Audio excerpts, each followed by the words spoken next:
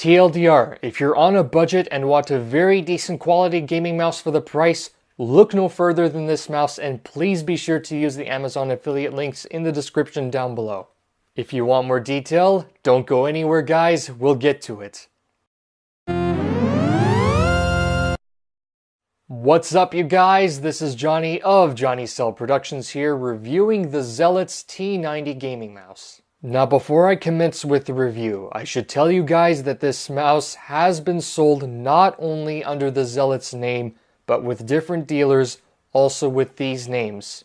Don't mind and get confused by those names as they all sell the exact same mouse. The pricing may also vary between them, so keep that in mind.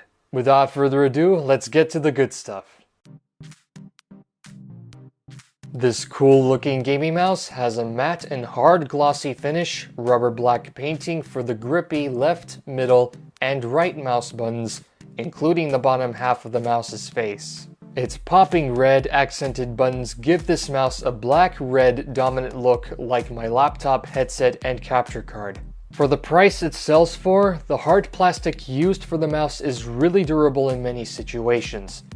Not that I would suggest throwing it across the room during a rage after losing an online game or getting mad over an affair on Facebook and whatnot. Cause seriously, why would anyone lose self-control and hurt their mice during the process? Not very wise to do with any electronic thing, just saying.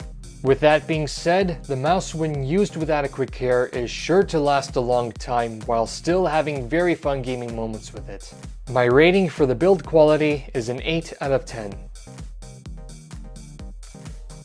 When it comes to features, this mouse sure does pack in a lot for your money's worth.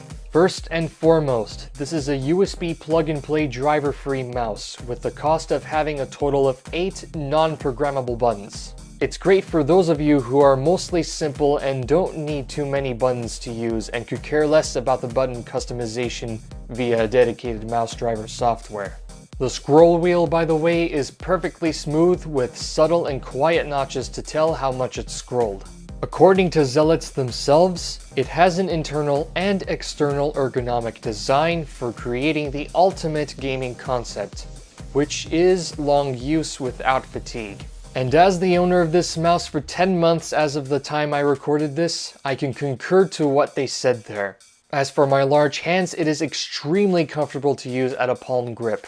The ring finger and thumb rests also deserve a lot of praise for making the overall comfortability of the mouse a pleasing one when used for long sessions. You can also customize the LED lights to a flashing cycle, flashing single, or solid single with these available colors. A rainbow flashing option is also available. If you don't want the LEDs on, you can hold the light mode switch button for 3 seconds to do so. Likewise, if you want to turn them back on. The dedicated fire button here acts as the double or triple click button, which you can alternate between them by holding the button for 3 seconds, after which you will then see the mouse flash 3 times to show that the switching was successful. More info of this button will be in the next section of this review. The mouse also comes with its own custom weights for better fine-tuning for your hand, though I recommend that you keep all of them inside for the best weighted feel possible. This mouse does use a red wave optical laser for pointer tracking. The DPI settings are as follows: 1000, 1600, 2400, 3200, 5500, and 9200. The mouse also has a polling rate of 5000 Hz, an acceleration of 23G, and an FPS of 6666, which, according to Zelotes, these settings have been tested for the most optimal gaming performance with this mouse. And running all that power from the mouse to the computer via USB is the 6-foot or 1.8 meter red and black braided cable of the mouse. This braided cable is an excellent match of this mouse since braided cabling has always been reliable for gaming mice.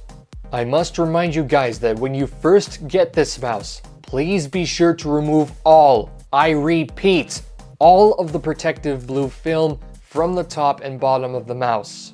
The protective film on the bottom part on the pads may not have been obvious to some of you, as it could be why some of the current or previous owners of this mouse may have had tracking problems with it in the first place.